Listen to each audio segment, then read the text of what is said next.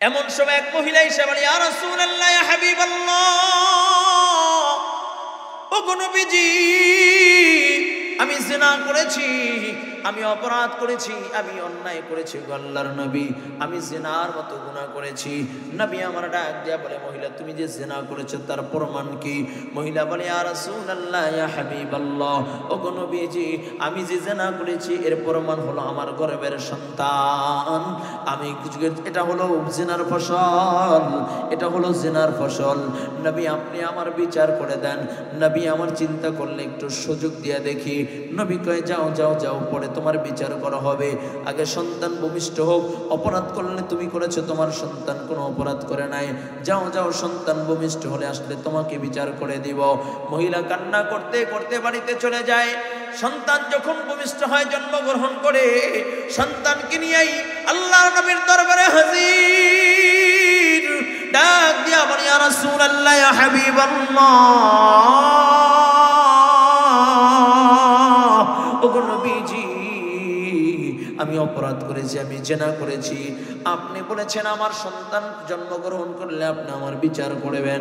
ও গো আল্লাহর নবী, আমি দুনিয়া আমার শাস্তি ভোগ করে যেতে চাই, পরকালে আমি আল্লাহর জাহান্নামে জ্বলতে পারবো না, আমি মালিকের জান্নাতে যাইতে চাই। নবীজি আপনি আমার বিচার করে দেন। নবীজি ডাক দিয়া বলেন, ও মহিলা, তোমার সন্তানের খাবার তোমার স্থানের ভিতরে আল্লাহ রেখে দিয়েছে। যাও যাও, তোমার সন্তান নিয়ে বাড়িতে চইলা যাও। তোমার সন্তান যখন নিজের পায়ে হাঁটতে পারবে, শক্ত খাবার খাইতে পারবে, তখন তুমি আসলে বিচার করে দিব। মহিলা কান্না করতে করতে বাড়িতে চইলা যায়। আর ডাক দিয়া বলে, আল্লাহ, তোমার নাম গফফার, আমি গুনাহগার, তোমার নাম গফফার, আমি গুনাহগার।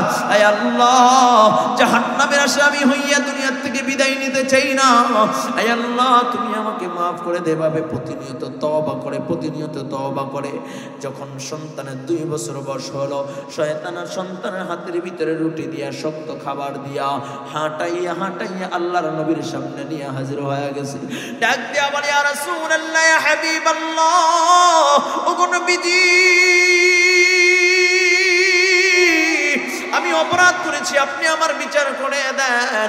আল্লাহর নবী ডাক দিয়া বলেন, সাহাবায়ে কেরাম, তাকে সঙ্গে সার করে দাও, পাথর নিক্ষেপ করে তাকে হত্যা করে দাও। যখন নবী আমার তাকে যখন পাথর নিক্ষেপ করার অনুমতি দিলেন, সাহাবায়ে কেরাম যখন সঙ্গে সার করতেছে, যায়েদ ইবনে উসামা কয়, উসামার সন্তান যায়েদ কয়, যায়েদ একটা পাথর নিয়ে যখন নিক্ষেপ করলেন, পরে রক্ত মাথার কপালে লাগা, কপাল ফাইটা রক্তের ছিটে নিয়ে এসে যায়েদের গায়ে লাগা যায়। আল্লাহর নবীর সামনে দাঁড়ায়া যায়েদ বলে, ইস, একটা জানি মহিলার নাপাক রক্ত আমার শরীরের ভিতরে নেইগা গেল, এই নাপাক রক্ত আমার পোশাকটা নাপাক কইরা দিছে।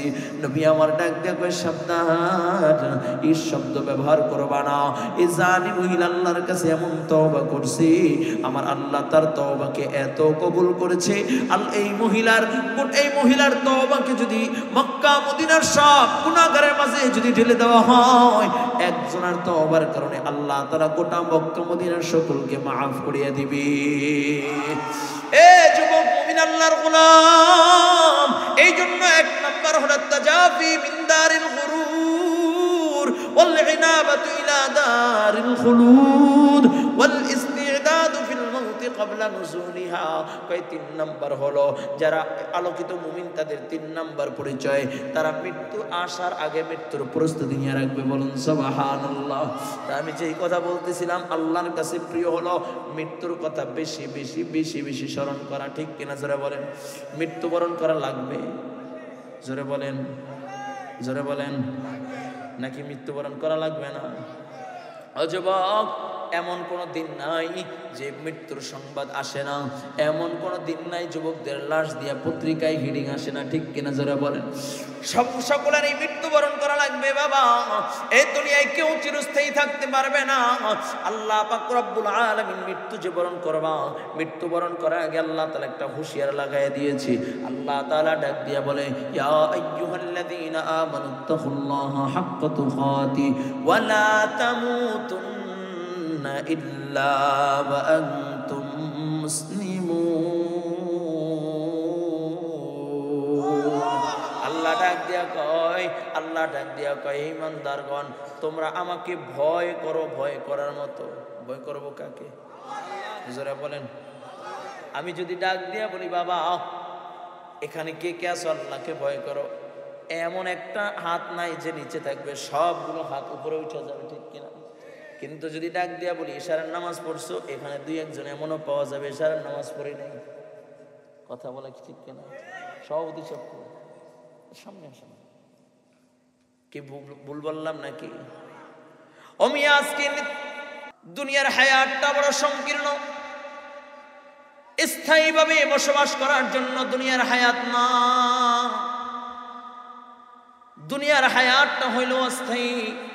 এই অস্থায়ী দুনিয়ায় বৈশা যদি কেউ স্থায়ী মালিকের সাথে সম্পর্ক করতে পারে, আল্লাহ তাআলা দুনিয়ার হায়াত শেষ হয়ে গেলে আল্লাহ তাআলা অমন বান্দাকে স্থায়ী জান্নাতের মালিক বানায় দিবে।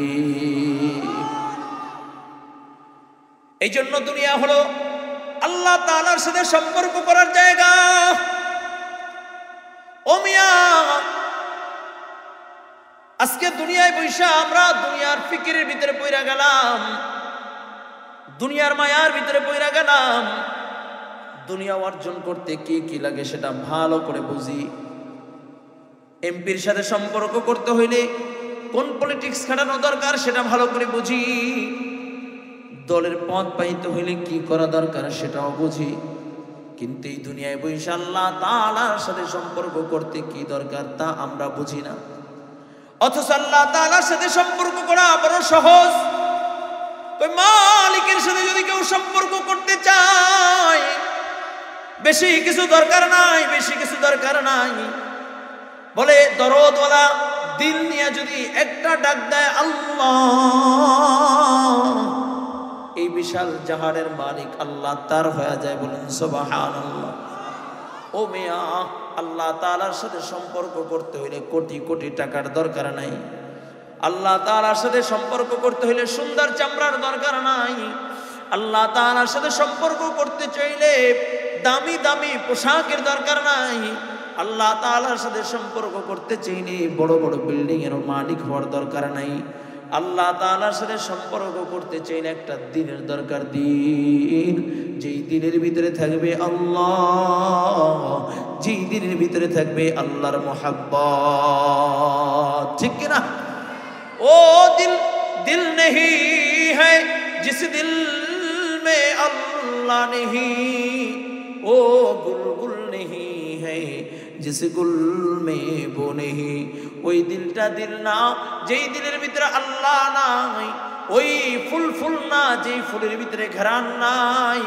ও বাবা, বাবা ভালো করে বুঝবেন, মকবুল তো হয় সাজ হয় কাবিল তো বহুত হ্যায়, ऐना की मानिंदे तू नहीं दिल तो बहुत है, ঠিক কিনা জোরে বলেন। যুবক ভাই, মুমিন আল্লাহর গোলাম, যেই দিলের ভিতরে আল্লাহর মোহাব্বত নাই ওটা দিল হতে পারে না। যুবক ভাইরা আমার ভালো করে বুঝবেন, আল্লাহর নবী সরকারে দু আলম রাহমাতাল লিল আলামিন নবী মুহাম্মদুর রাসূলুল্লাহ সাল্লাল্লাহু আলাইহি ওয়াসাল্লাম কিছু আলোকিত মুমিনের কিছু পরিচয় বর্ণনা করেন। একটু দিলের কানটা লাগায়া দেন। ও বাবা, এদিকে একটু তাকান, অল্প সময় কথা বলবো। কলজার যুবক যারা আছে, একটা যুবক দাঁড়াইবা না, দুইটা ফোঁটা চোখের পানি ছেড়ে এখান থেকে গুনাহ মাফ করে বিদায় নেবেন ইনশাআল্লাহ। আমার নবী সরকারে দু আলম নবী রাহমাতাল লিল আলামিন নবী মুহাম্মদুর রাসূলুল্লাহ সাল্লাল্লাহু আলাইহি ওয়াসাল্লাম সাহাবায়ে কিরামদেরকে বলেন, ও আমার সাহাবায়ে কিরাম, ইন্নান নূরা ইযা দাখালা সাদরা ইনফাসাহা। নবী আমার বলেন, ও আমার সাহাবায়ে কিরাম, কিছু কিছু মুমিন আছে যাদের ঈমান বক্ষে থাকে না, যাদের ঈমান প্রকাশিত হয়, যাদের ঈমান বিকশিত হয়, যাদের ঈমান শুধু সিনার ভিতরে থাকে না, প্রকাশ পায়। সুবহানাল্লাহ। ইন্নান নূরা ইযা দাখালা সাদরা ইনফাসাহা। ও আমার সাহাবায়ে কিরাম, আলোকিত কিছু মুমিন আছে যাদের ঈমান শুধু বক্ষে থাকে না, বিকশিত হয়, সাহাবায়ে কেরাম বলেন হাল্লিতিল কামিন আলামিন ইউরাফু বি, ওগো আল্লাহর নবী, এই আলোকিত মুমিনের বিকশিত ঈমানের কোন আলামত আছে নি? আম গাছের আম পাকলে বোঝা যায় আমের কালার চলে আসে, কাঁঠাল গাছের কাঁঠাল পাকলে বোঝা যায় গ্রান ছড়ায় পড়ে। ওগো আল্লাহর নবী, আলোকিত মুমিন যাদের ঈমান শুধু পক্ষে থাকে না বিকশিত হয়, তাদের কোনো আলামত আছে নি?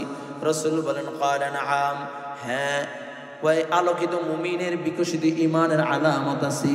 কয় কি? এক নম্বর তাজাফি মিন দারিল গুরুর, কয় তারা থাকবে দুনিয়ায় কিন্তু দুনিয়া তাদেরকে পাকড়াও করতে পারবে না। সুবহানাল্লাহ।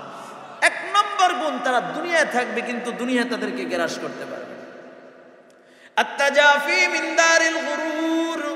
দুই নম্বর ওয়াল ইনাবাতু ইলা দারিল খুলুদ।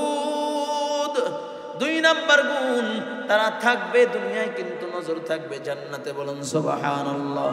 ও মিয়া, এই দুনিয়ায় কিছু আশিক রাসূল আছে, দুনিয়ার কিছু আল্লাহর মাহবুব আছে, যারা তোমার আমার সাথেই ঘর সংসার করে, তোমার আমার মতোই বাজার সদাই করে, তোমার আমার মতোই স্ত্রী সন্তান আছে, তোমার আমার মতোই দুনিয়ার ভিতরে থাকে, কিন্তু দুনিয়া তাদেরকে পাকড়াও করতে পারে না। অথচ তাদের চেহারার দিকে তাকাইলে আল্লাহর কথা স্মরণ হয়। ঠিক কিনা জোরে বলেন? খুদা ইয়াদ আতি হে জিनको देख कर ओ नूर के पत्नी, यही है जिनको सोने को फजीलत है इबादत पर, वही है इत्तिका पर नाज करती है मुसलमानी। रहे दुनिया पे लेकिन बिल्कुल इस दुनिया से बेताल्लुक हो, फिरे दुनिया पे न कपड़े लगे पानी। কয় তারা থাকে দুনিয়ায় কিন্তু দুনিয়া তাদেরকে গ্রাস করতে পারে না। সুবহানাল্লাহ। আর জোরে কোন আল্লাহু আকবার। হয় নাই জোরে মুমিনের আওয়াজে বলেন আল্লাহু আকবার। আরো জোরে আওয়াজ করে বলেন আল্লাহু আকবার। আরে যুবক ভাই, যারা দুনিয়ায় থাকে কিন্তু নজর হইল জান্নাতে, আর আমাদের হইল উল্টা। আমরা দুনিয়ায় থেকে দুনিয়ার দিকে নজর। একতলা বানাইছি, কেমনে 2 তলা বানাবো? বলে 5 তলা হয়েছে, কেমনে 10 তলা বানাইব? 1 লাখ জমছে, কেমনে 2 লাখ বানাইব? বলে 1 কোটি জমছে, কিভাবে 2 কোটি হবে? ও বাবা, এমন রুগী দেখেছি, কয় হসপিটালের বইটা বইসা, এরপরে টিভির দিকে তাকাইয়া রিমোট দিয়ে চ্যানেল পাল্টায় দেখে। অথচ বাবা, তোমার আমার মৃত্যুর সন্নিকটে, অতি নিকটে তোমার আমার মৃত্যু। কদম সুয়ে মারকদ, নজর সুয়ে দুনিয়া, কিধর জানা है किधर देख रहा है। কোথায় চলতেছি, কোথায় যাইতেছি, আর কোন দিকে তাকায় রইলাম রে বাবা। ও বাবা, একটু দিলের কানটা লাগা দাও। এই দুনিয়ায় কেউ চিরস্থায়ী থাকার জন্য আসে নাই, দুনিয়ার থেকে সবার বিদায় নেওয়া লাগবে। ঠিক কিনা জোরে বলেন? যদি আলোকিত মুমিন হইয়া বিদায় নিতে চাও, তাহলে মুমিনের 2 নম্বর গুণ, তারা জমিনে থাকবে কিন্তু নজর থাকবে জান্নাতে। বলুন সুবহানাল্লাহ। একটু দিলের কানটা লাগায় দাও।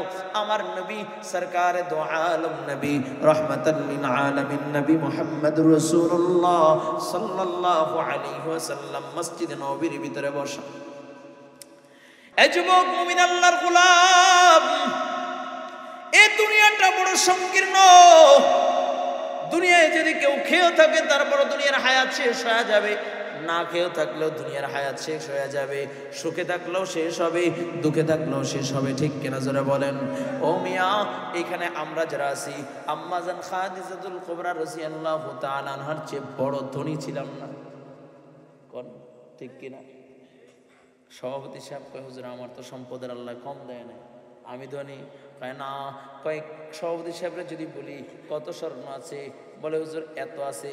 ওমিয়া ভালো করে বুঝেন, আম্মাজান খাদিজাতুল কুবরা রাদিয়াল্লাহু তাআলা আনহার সাথে আমার নবীর যখন বিবাহ হয়, আমার নবীর সাথে যখন খাদিজার বিবাহ হয়, আমার নবীর বয়স হলো 25 আর খাদিজার বয়স হলো 40। নবীর সাথে যখন বিবাহ হয়, আম্মাজান খাদিজাতুল কুবরা রাদিয়াল্লাহু তাআলা আনহা 40 মণ স্বর্ণ নিয়ে আমার নবীর সাথে বিবাহ বসে। এটা হলো 40 মণ স্বর্ণ। আর সম্পদ কি? কয় মক্কার ভিতরে 10 জন ধনাঢ্যবান ব্যক্তি থাকলে তার ভিতরে একজন চিল্লায় কেন আল্লাহু আকবার। বড় আফসোস হয়, অনেক বেঈমানের গোষ্ঠী কয় আমার নবী নাকি খাদিজাকে টাকার লোভে বিবাহ করছে, সম্পদের লোভে বিবাহ করছে। বলে নাউজুবিল্লাহ। আস্তে বলুন, জোরে বলেন নাউজুবিল্লাহ, আরো জোরে বলেন নাউজুবিল্লাহ। কিছু কুলাঙ্গার আছে আমার নবীর ইজ্জতের উপর আঘাত করা আছে কি নাই? আমার নবীর চরিত্রের উপর আঘাত করা আছে কি নাই? আমি আমার নবী কি গরিব ছিল নাকি? আমার নবীর সম্পদ কেমন ছিল জানেন? আমার নবী হলো এমন একজন, বলে মক্কার সবচেয়ে ধনী যে ব্যক্তি ছিলেন আব্দুল মুতালেব, বলে তার সন্তান 10 সন্তান, তার ভিতরে একজন হলো আব্দুল্লাহ, আব্দুল্লাহর সন্তান হলো আমার নবী মুহাম্মদুর রাসূলুল্লাহ। কয় দাদার অর্ধেক সম্পদ, মানে আব্দুল মুতালেব তৎকালীন জমানায় তাম বিশ্বের ভিতরে উল্লেখযোগ্য ধনী ছিলেন। শুধু মক্কার ভিতরে না, মক্কার ভিতরে তো সবচেয়ে বড় ধনী, তাম বিশ্বের ভিতরে উল্লেখযোগ্য ধনী ছিলেন। সুবহানাল্লাহ কইতেন না? এই আব্দুল মুতালেবের যত সম্পদ আছে তার অর্ধেক আমার নবীকে দিয়ে দিয়েছেন। সুবহানাল্লাহ, বাড়ি যেয়ে কইেন আরেকটু আসতে কোন সুবহানাল্লাহ। ও সখীপুরের মানুষ আসতে বললে জোরে বলে, তাহলে আরেকটু আসতেছে। এখন আসেন, এটা তো পাইল দাদা বাড়ির সম্পদ, নানা বাড়ির সম্পদ। ওয়াহাব জুহরি যিনি মদিনার সবচেয়ে ধনী ব্যক্তি ছিলেন, সুবহানাল্লাহ কোন, আরো জোরে কোন। আমার নবীর নানার বংশে শুধু আমার নবীর আম্মা জান আমেনা শুধু একাই ছিলেন, আর কোন সন্তান ছিল না। জোরে কোন, জোরে কোন সুবহানাল্লাহ। আমেনার নামে সব সম্পদ দিয়ে গেলেন, সুবহানাল্লাহ কোন। আমেনার সব সম্পদ আল্লাহর নবীকে আমেনা দিয়ে গেলেন, চিল্লা কোন আল্লাহু আকবার। তাহলে এখন আমার নবী নানা বাড়ির সম্পদ পাইলে, দাদা বাড়ির সম্পদ পাইলে, এখন আমার নবী গরিব না ধনী? জোরে বলেন। তাহলে আমার নবীর সম্পদ কোথায় গেল? আমার নবীর যখন 18 বছর বয়স, তখন আমার নবী একটা সংগঠন করেছিলেন হিলফুল ফুজুল। এই সংগঠনের মাধ্যমে দুঃখী অসহায় মানুষদের পাশে আমার নবী সেবা করতে করতে দাদাবাড়ির সম্পদ, নানাবাড়ির সম্পদ সব আল্লাহর রাহে বিলীন করে দিয়েছে। চিল্লায় কারণ আল্লাহু আকবার। যে সমস্ত কুলাঙ্গাররা বলে আমার নবী টাকার লোভে খাদিজাকে বিয়ে করেছে, এমন কোন নাস্তিক যদি তোমার সামনে আসি, ওরে ধৈরা টুকরা টুকরা করে কুত্তার নাস্তা বানাবা। তৈরি আসতে ইনশাআল্লাহ? জোরে বলো আসতে ইনশাআল্লাহ। এখন আসেন, খাদিজার সম্পদ যখন খাদিজার সাথে আমার নবীর বিবাহ হলো, খাদিজার সব সম্পদগুলো আমার নবীর কদমে রেখে দিলেন। জোরে আর হয় নাই, আরো জোরে, আরো জোরে আল্লাহু আকবার। যুবক এদিকে তাকাও, এদিকে তাকাও। খাদিজার সব সম্পদ যখন নবীর কদমে রেখে দিলেন, নবী সব সম্পদগুলো আল্লাহর রাহে দান করে দিলেন। আরে যুবক ভাই, নবী আমার একদিন ঘরের ভিতরে প্রবেশ করে দেখাম মাজান খাদিজাতুল কুবরা রাদিয়াল্লাহু তাআলা আনহা পরনের জামাটাকে আবার সেলাই করতেছে, কিন্তু 40 বার ও জামাটাকে টালি দেওয়া, পট্টি দেওয়া। এই 40 বার পট্টি দেওয়া জামাটাকে আবার পট্টি দিতেছেন, আবার সেলাই করে পট্টি দিতেছেন। সুবহানাল্লাহ। আল্লাহর নবী ডাক দিয়ে বলে, খাদিজা 40 মণ স্বর্ণ নিয়ে আমার সাথে বিবাহ হয়েছে। ও খাদিজা, আপনার জামা ছিঁড়ে গিয়েছে, 40 বার পট্টি দিয়েছেন, আবারও এই জামাটাকে সেলাই করতেছেন, সেলাই করার মতো জায়গা নাই, এরপর আপনি সেলাই করে পড়তেছেন। আমি মুহাম্মদুর রাসূলুল্লাহর কাছে বললে তো আমি একটা নতুন জামা কিনে দিতাম। আম্মা জান খাদিজাতুল কুবরা রাদিয়াল্লাহু তাআলা আনহা চোখের পানি ছেড়ে ছেড়ে ডাক দিয়া বলে, ইয়া রাসূলুল্লাহ, ইয়া হাবিবাল্লাহ, ওগো নবীজি, আপনি দ্বীনের দাওয়াতে, আল্লাহ তাআলার তাওহীদের দাওয়াত নিয়ে ব্যস্ত থাকেন, আর আমি যদি আপনাকে নতুন পোশাক আনার জন্য বলি আর আপনি যদি আনতে না পারেন, আল্লাহ তাআলা নারাজ হবে। আমি তো দুনিয়ার পোশাক চাই না, আমি তো চাই আল্লাহকে। মিয়া, যে মহিলা মক্কার 10 জন ধনাঢ্যবান ব্যক্তির ভিতরে একজন ছিল, সে 40টা তালিওয়ালা জামা পরে। সুবহানাল্লাহ। আর জোরে কান সুবহানাল্লাহ। তা আমার নবীকে সম্পদের লোভে করছেন? জোরে কান, জোরে বলেন না, আল্লাহর হুকুম ছিল। জোরে কান, জোরে কান, জোরে কান। আমিয়া কথা বইলা যাই, ইতিহাস ঘাটলে পাওয়া যায়, বিভিন্ন কিতাব পড়লে পাবেন। আমার নবীর সাথে যিনি আম্মা জান খাদিজার সাথে যখন ফুলসজ্জার রাত হয়, আল্লাহ তাআলা খাদিজাকে 16 বছরের যুবতী বানাই দিয়েছে। চিল্লা কর আল্লাহু আকবার। এই যুবক, ওই খাদিজা যিনি আমার নবীর বিপদের দিনের সাথী, যখন আমার নবীর মা নাই, আমার নবীর বাবা নাই, আমার নবী গোটা মদিনা মক্কার ভিতরে আমার নবী বড় অসহায়। আমার নবী যখন দাওয়াত দেন নিজের আপন চাচা বিপক্ষে দাঁড়া যায়। আমার নবী যখন তাওহীদের দাওয়াত দেয় আপন চাচা আমার নবীকে মারার জন্য যায়। আম্মা জান খাদিজাতুল কুবরা রাদিয়াল্লাহু তাআলা আনহা নবীর জন্য অপেক্ষা করেন, ঘরের দরজার সাথে পিঠটা লাগায়া দাঁড়ায় থেকে কখন নবী আসবে, কখন নবী আসবে, ঘরের দরজায় নক করবে। আল্লাহর নবীর জন্য অপেক্ষা করেন। নবী যখন ঘরের দরজায় নক করে এমন সময় সাথে সাথে দরজা খুইলা দেয়। নবী আমার ডাক দিয়ে বলে, খাদিজা তুমি কি ঘুমাও নাই? খাদিজা বলে, ইয়া রাসূলুল্লাহ, ইয়া হাবিবাল্লাহ, আপনার মা নাই, আপনার বাবা নাই, মা বাবা বলিয়া ডাক দিতে পারেন না, বাবা বাবা বলিয়া ডাক দিতে পারেন না।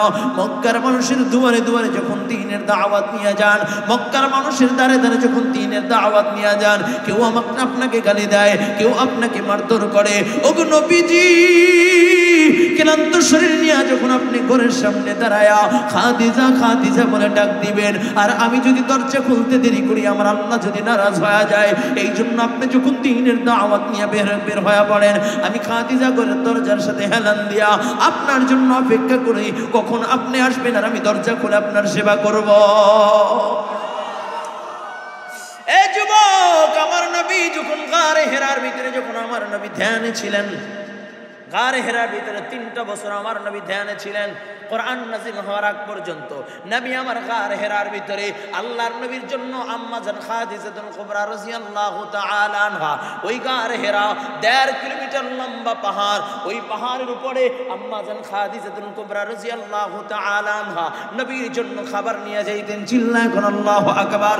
এর যুবক, আমার নবী এত পছন্দ, আমার নবী এত ভালোবাসতেন খাদিজাকে। শুধু আমার নবী ভালোবাসতেন তা নয়, খাদিজা যখন আমার নবীর কাছে খাবার নিয়ে যাইতেন, আল্লাহ পাক রব্বুল আলামিন জিবরিলকে পাঠিয়ে দেয়, যায় বলো জিবরিল যাও যাও আমার বন্ধুকে শোনায়া দাও ওই যে খাদিজা আসতেছে, খাদিজাকে যেন আমি আল্লাহর তরফ থেকে সালাম শোনায়া দেয়। এরা মুমিন আল্লাহর গোলাম, ওই খাদিজা যখন ইন্তেকালের পূর্ব মুহূর্তে একটু দিলের কানটা লাগায় দাও বাবা। খাদিজা যখন ইন্তেকালের পূর্ব মুহূর্তে আমার নবী দ্বীনের দাওয়াত নিয়ে বাইরে হইলেন, নবীর কলিজার টুকরা নয়নের মণি ফাতেমা দৌড়ে যাব্বা যান, আম্মা কেমন যেন করতেছে, আম্মা কেমন যেন করতেছে। নবী আমার পাগল পারা হয়ে যখন ঘরে গেলেন, যে দেখেন খাদিজাতুল কুবরা রাদিয়াল্লাহু তাআলা আনহা কান্না করে। নবীর খাদিজার মাথাটাকে নিজের কোলের ভিতরে বসাইলেন। এমন সময় খাদিজা হাসে দিলেন। নবী ডাক দিয়া বলেন, খাদিজা কেন হাসো? বলে, ইয়া রাসূলুল্লাহ, ইয়া হাবিবাল্লাহ, ওগো নবীজি আমি কান্না করে, আমি এখন হাসতেছি, একটু আগে কান্না করলাম, আমি দুনিয়ার থেকে বিদায় নিব, এখন হাসতেছি কারণ আমার শেষ সময়টা রাহমাতাল লিল আলামিনের কোলে হবে। এরপরে আবার কান্না শুরু করে দিলেন। নবী আমার ডাক দিয়ে বলেন, খাদিজা এই মাত্র হাসলা, আবার এখন কেন কান্না করো? বলি, ইয়া রাসূলুল্লাহ, ইয়া হাবিবাল্লাহ, ওগো নবীজি আমার ভয় হয়, ভয় হয়। নবী ডাক দিয়ে বলে, খাদিজা কিসের ভয়? বলি, ইয়া রাসূলুল্লাহ, ইয়া হাবিবাল্লাহ, আমি খাদিজার কোনো পুঁজি নাই, আমি খাদিজার কোনো পুঁজি নাই। খাদিজা বলে, কোনো পুঁজি নাই, অথচ খাদিজা হলো ইসলামের সর্বপ্রথম মুসলমান। ও যুবক ভাই, যখন আমার নবী দ্বীনের দাওয়াত পেলেন, তাওহীদের দাওয়াত দেওয়ার জন্য যখন আমার নবীকে আল্লাহ তাআলা আদেশ করলেন, নবী আমার যখন গারে হেরা থেকে আমার নবী যখন আম্মা জান খাদিজাতুল কুবরার ঘরে আসলেন, নবীর মুখটা বড় মলিন। আম্মা জান দেখা বলে, ইয়া রাসূলুল্লাহ, ইয়া হাবিবাল্লাহ, ওগো নবীজি মুখটা কেন মলিন? নবী আমার ডাক দিয়া বলে, খাদিজা আল্লাহ পাক রব্বুল আলামিন আহকামুল হাকিমিন আল্লাহ তাওহীদের দাওয়াত দেওয়ার জন্য বলেছে, দ্বীনের দাওয়াত দেওয়ার জন্য বলেছে। আমি কার কাছে দ্বীনের দাওয়াত দিব? কে আমার দাওয়াতকে গ্রহণ করবে? নূহ আলাইহিস সালাতু ওয়াস সালাম 900 বছর দাওয়াত দিয়েছে, 80 থেকে 82 জন মাত্র মুসলমান হয়েছে। ও খাদিজা, আমি দাওয়াত দিলে কে আমার দাওয়াত গ্রহণ করবে? খাদিজা বলে, ইয়া রাসূলুল্লাহ, ইয়া হাবিবাল্লাহ, আপনার হাতটা একটু বাড়ায়া দেন। আমার নবীর হাতে হাত দিয়ে বলে, ওগো নবীজি আমাকে কালিমা পড়ায়া মুসলমান বানা দেন। নবী আমার শুকরিয়া আদায় করে, খাদিজা তুমি যেহেতু মুসলমান হয়ে গেছো, আমার আর কোনো ভয় নাই, আমার খুঁটি মজবুত হয়ে গেছে, আমার চৌকাট মজবুত হয়ে গেছে, এখন দ্বীনের দাওয়াত দেওয়ার জন্য বের হইলাম। ওই খাদিজা নবীর কোলের মাথায় রেখা কান্না করে আর ডাক দিয়া বলে, ইয়া রাসূলুল্লাহ ইয়া হাবিবাল্লাহ, ওগো নবীজি আমার ভয় হয়, ভয় হয়। আল্লাহর নবী বলে, কিসের ভয়? বলে, ইয়া রাসূলুল্লাহ ইয়া হাবিবাল্লাহ, যখন আমি দুনিয়া থেকে বিদায় নিব, আমার যখন মৃত্যু হয়ে যাবে, না জানি আমার সাথে আল্লাহ তাআলা কেমন আচরণ করে। আমাকে যখন অন্ধকার কবরে রাখবে, কবর যদি আমাকে চাপ দিয়ে দেয়, ইয়া রাসূলুল্লাহ অন্ধকার কবরের আযাব সহ্য করতে পারবো না। ওগো নবীজি আমি আপনার কাছে তিনটা আবদার রেখা যাই। এক নম্বর আবদার, আল্লাহর নবী আমার ইন্তেকালের পরে আপনার জুব্বা দিয়ে আপনি আমাকে কাপড়ের কাপড় বানায় দিবেন। দুই নম্বর আবদার নবীজি আপনি আমাকে নিজ হাতে কবরে নিয়ে নামবেন। তিন নম্বর আবদার নবীজি আপনি যখন সবাই আমাকে মাটি দিয়ে যার যার বাড়িতে চইলা যাবে, আপনি আমার কবরের পাশে দাঁড়ায়া আমাকে যখন মুনকার নেকির প্রশ্ন করবে, মান রব্বুকা ওয়া মান দীনুকা, আপনি আমার প্রশ্নের জবাব দিয়ে দিবেন। ওগো নবীজি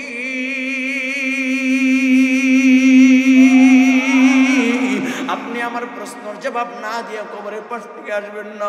নবীর আমার চোখ দুইটা ভিজে যায়, নবী আমার কান্না করেন। খাদিজাতুল কুবরা রাদিয়াল্লাহু তাআলা আনহা, আম্মা জান খাদিজা দুনিয়া থেকে বিদায় নিয়ে চলে যায়। ও যুবক দিলের কানটা লাগা দাও, আম্মা জান খাদিজাতুল কুবরা যখন দুনিয়া থেকে বিদায় নেয়, নবীর পবিত্র মোবারক জুব্বা দিয়া আম্মা জান খাদিজাতুল কুবরার কাফনের ব্যবস্থা করে দেয়, কাপড়ের কাপড় দিয়া দেয়।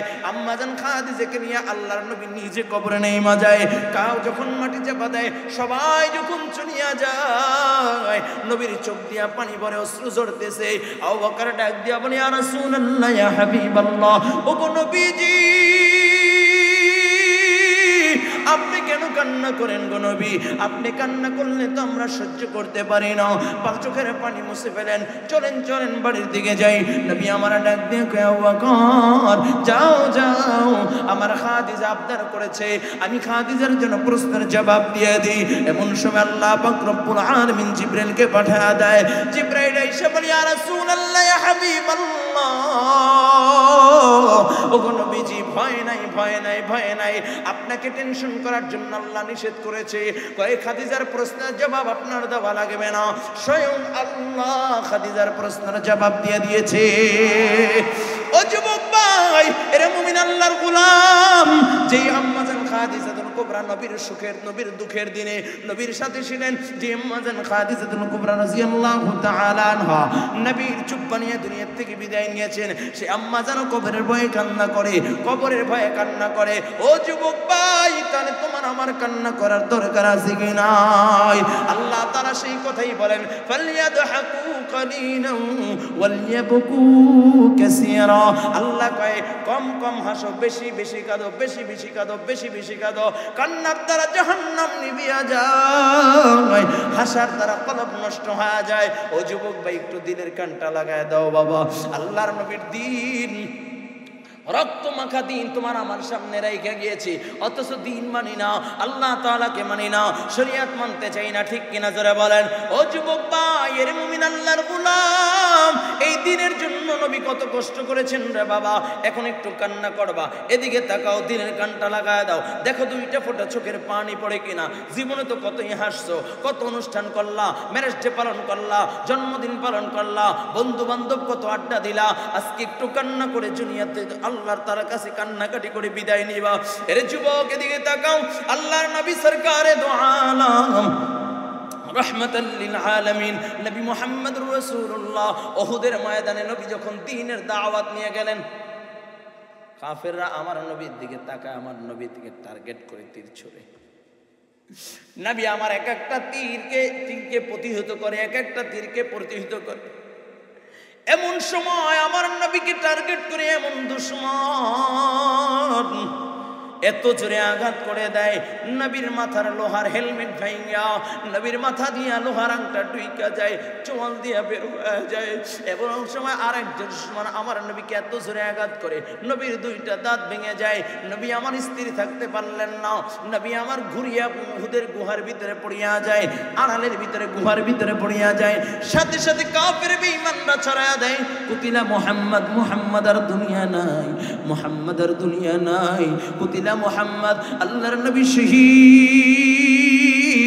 সাহাবায়ে কেরাম যখন এই আওয়াজ কানে যায়, সাহাবায়ে কেরাম ডাক দিয়ে বলো, নবীর সাহাবীরা কার জন্য বেঁচে থাকবা? আল্লাহর নবী দুনিয়ায় নাই, আল্লাহর নবী দুনিয়ায় নাই, কার জন্য বেঁচে থাকবা? এই দুনিয়ার বেঁচে থাকার দরকার নাই। এই বলিয়া সাহাবায়ে কেরাম উহুদের ময়দানে ঝাঁপায়া পড়ে। ও যুবক ভাই, হযরত আলী রাদিয়াল্লাহু তাআলা আনহু এই সংবাদ শুনিয়া উহুদের ময়দানে সিজদায় পড়ে ডাক দেয়, আল্লাহ তোমার বন্ধুকে ঈসা নবীর মতো আসমানে উঠায় নিও না। এমন সময় আলীর কানের সাথে মুখটা লাগায় কে যেন ডাক দিয়া বলে, আলী নবী মরে নাই, নবী উহুদের গুহায় উম্মতের জন্য কান্না করে। হযরত আলী বলেন, আমি একটা দূর দিলাম, যা দেখি মায়ার নবী রাহমাতাল লিল আলামিন নবী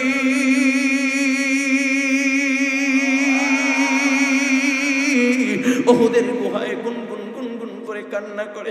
আমি আমার কানটা লাগায়া দিলাম, দেখি আমার নবী বলে, রব্বি হাবলি উম্মতি ইয়া উম্মতি উম্মতি বলে কান্না করে। এর যুবক ভাই, এর মুমিন আল্লাহর গোলাম, একটু দিলের গানটা লাগায়া দাও। হযরত আলী বলেন, নবী আমাকে দেখা ডাক দিয়া বলে, আলী তাকে দেখ, আলী আমার দুইটা দাঁত ভেঙে দিয়েছে রে, আলী তাকে দেখ, কাফেররা এত জোরে আঘাত করছে, আমার মাথার ভিতরে লোহার আংটা ঢুকে গেছে। আলী রে, পারবি নি আমার লোহার আংটাটা বের করে দিতে? হযরত আলী বলেন, আমি নবীকে শক্ত করে ধরে যখন লোহার আংটা কামড় দিয়ে বের করব, এমন সময় নবীর এক আশিক সাহাবী ডাক দিয়া বলে, আলী তুমি নবীকে শক্ত করে ধরো, আমি নবীর লোহার আংটাটা বের করে দেই। এই বলিয়া যখন সাহাবী কামড় দেয়, এত মজবুত করে লোহার আংটা কেটে যায়, লোহার আংটা বের হয় না। সাহাবী যখন কামড় দেয়, দুইটা দাঁত সাহাবীর ভেঙে যায়।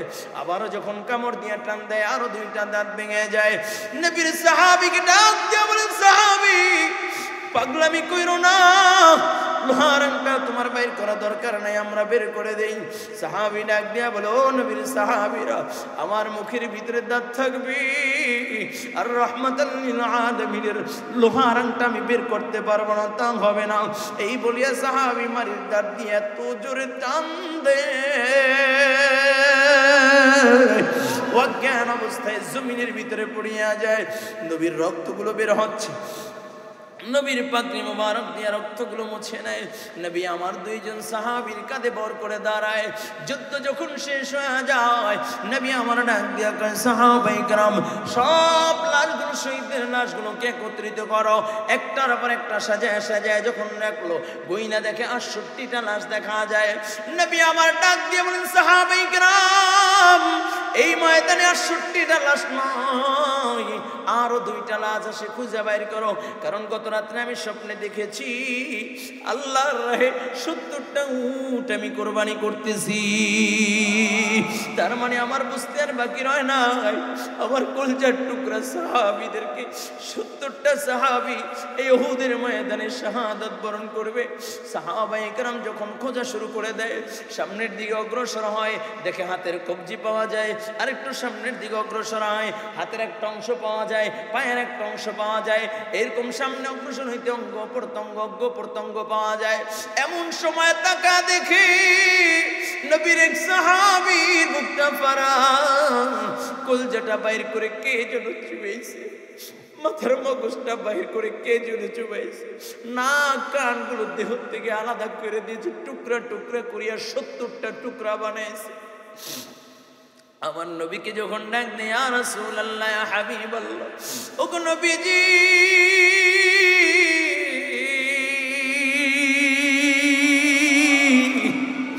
এই যে একটা লাশ দেখা যায় গো নবীকে দেখে নির্ণয় করা যায় না কার লাশ। নবী আমার লাশের কাছে এসে পাগড়ি মোবারক বিছায়া দিলেন।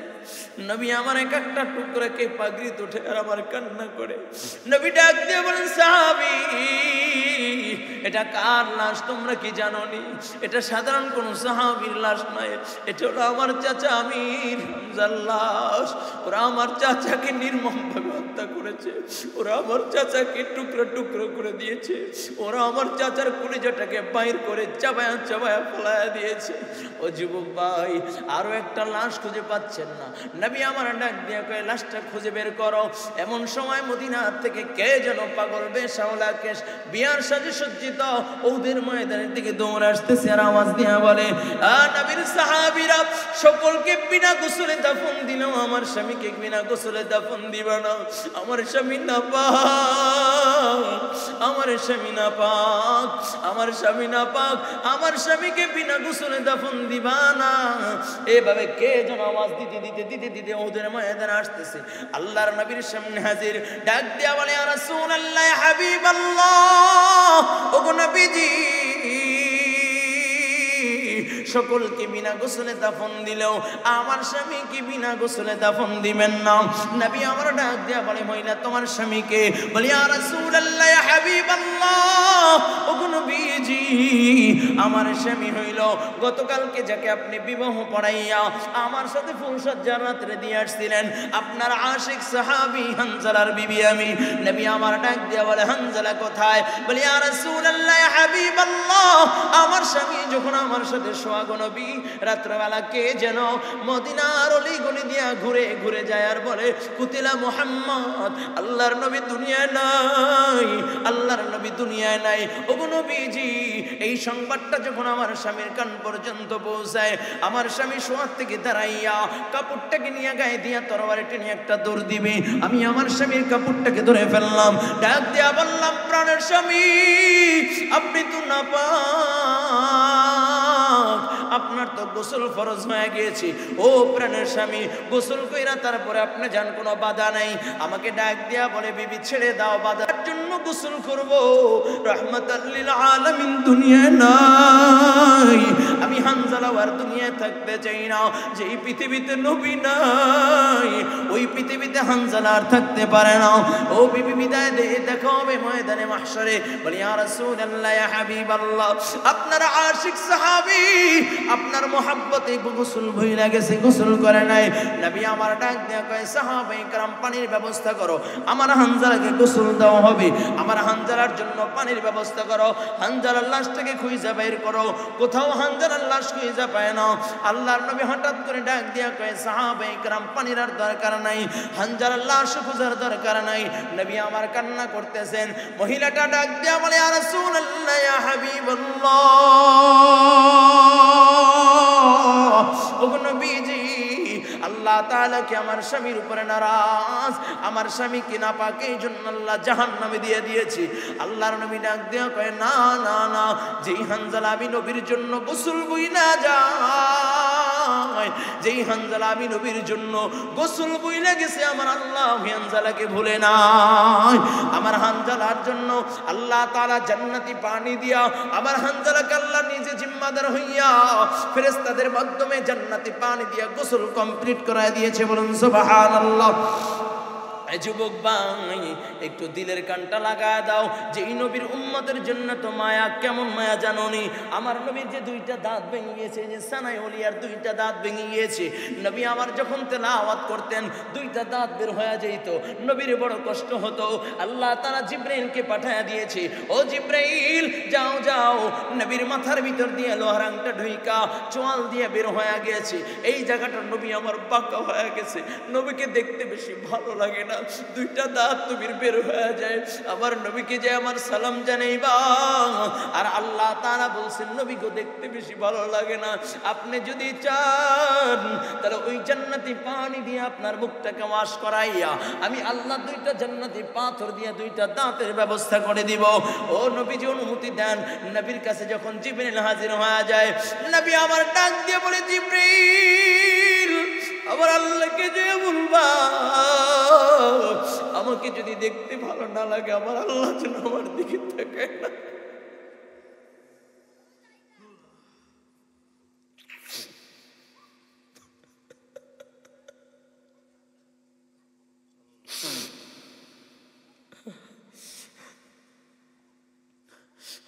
জিবরাইল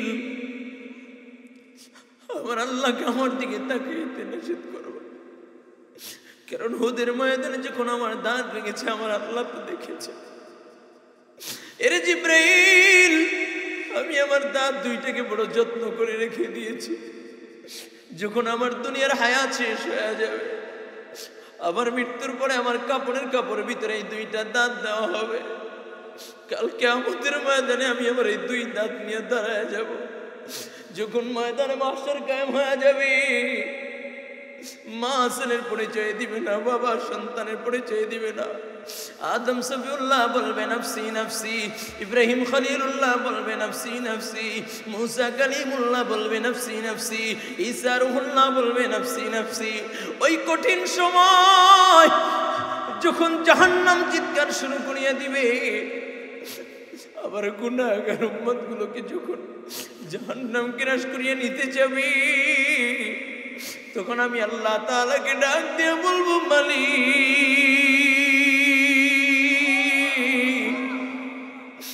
উহুদের ময়দানে দাঁত দিয়েছি, ও মালিক দেখো দেখো এই দুইটা দাঁত আমি তোমার সামনে পেশ করলাম। এই দাঁতের উসিলায় তুমি আমার গুনাহগার উম্মতগুলোকে মাফ করিয়া দাও, আমার উম্মতগুলোকে জাহান্নামে দিও না। এ কলজার যুবক, অল্প সময়ের ভিতরে দোয়া করে দিব রে বাবা। এই ময়দানে কিছু নবীর আশিক দেখতে চাই রে বাবা। এতদিন না বুঝিয়া নবীকে গালি দিয়েছি, এতদিন না বুঝিয়া নবীর কলেজার ভিতরে আঘাত করেছি, এতদিন না বুঝিয়া নামাজ পড়ি নাই, এতদিন না বুঝিয়া বিপর্দায় চলেছি। ও যুবক, কতদিন ভাবে তাকায়া দেখো। তুমি মনে করো আমি স্টুডেন্ট, আমি পড়াশোনা করি। ও বাবা তাকায়া দেখো, কলেজ ভার্সিটিতে কত আল্লাহর বান্দা আছে, দাড়ি টুপি রাইখা ভার্সিটিতে ক্লাস করে, নামাজ ছাড়ে না, আছে কি নাই? কত চাকরিজীবী আছে, দাড়ি টুপি রাইখা নামাজ পড়ে, আছে কি নাই?